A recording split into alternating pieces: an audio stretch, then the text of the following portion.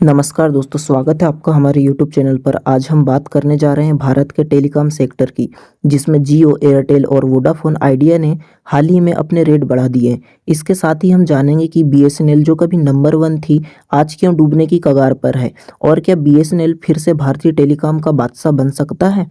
चलिए जानते हैं आज के इस वीडियो में जियो, एयरटेल और वोडाफोन के बढ़ते रेट्स। दोस्तों, जैसा कि आप जानते हैं, जियो, एयरटेल और वोडाफोन आइडिया ने हाल ही में अपने ट्रैफिक प्लान्स की कीमतें बढ़ा दी है। इसका असर करोड़ उपभोक्ताओं पर पड़ा है, लेकिन सवाल यह है कि इन कंपनियों ने अपने रेट क्यों बढ़ाए।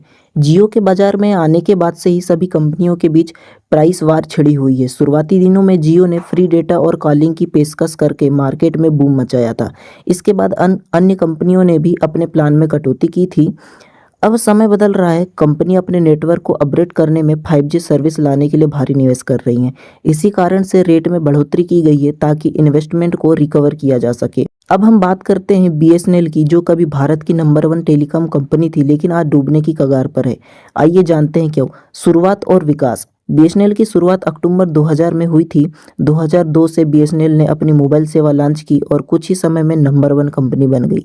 इसके फ्री इनकमिंग कॉल्स और रोमिंग जैसी सुविधाओं ने कंपनियों को टॉप पर पहुंचा दिया था। लाल फीताशाही और देरी। 2006 से 2012 के बीच जब मोबाइल सेगमेंट में जबरदस्त उछाल आया था, तब BSNL लाल फीताशाही में फंस गई थी।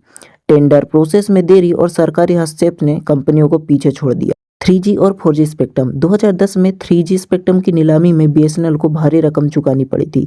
4G स्पेक्ट्रम के लिए भी सरकार ने उसे बाहर रखा, जिससे उसकी स्थिति बिगड़ गई।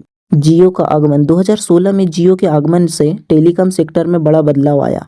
BSNL पहले ही कमजोर हो चुकी थी और जियो की प्राइसिंग स्ट्रेटेजी ने उसे और नुकसान पहुंचाया। क्या BSNL फिर से बन सकता है बादशाह? अब सवाल ये उठता है कि क्या BSNL फिर से भारतीय टेलीकॉम का बादशाह बन सकता है। चलिए देखते हैं एक एक टॉपिक को, कैसे BSNL बादशाह बन सकता है टेलीकॉम सेक्टर का इंडिया में। सरकारी मदद और सुधार।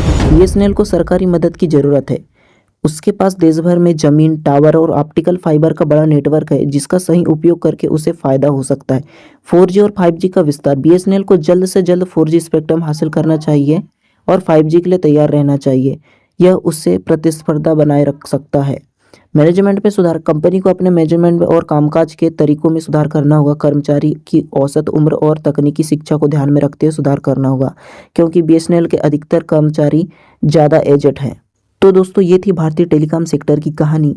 जियो, एयरटेल और वोडाफोन आइडिया ने अपने रेट बढ़ा दिए हैं और BSNL की स्थिति चुनौतीपूर्ण बनी हुई है, लेकिन अगर सही कदम उठाए जाएं तो BSNL फिर से टेलीकॉम सेक्टर में अपनी पहचान बना सकता है। अगर आपको ये हमारी वीडियो पसंद आई हो तो लाइक और सब्सक्राइब करना ना भूलें। कमेंट में हमें बताएं कि आपको क्या लगता है, क्या BSNL फिर से टेलीकॉम सेक्टर का बादशाह बन सकता है। चलिए मिलते हैं किसी और एक नेक्स्ट और ऐसे ही मज़ेदार टॉपिक के साथ। तब तक के लिए धन्यवाद। स्वस्थ रहें, मस्त रहें और भरत BSN को प्लीज़ फॉलो जरूर करिएगा।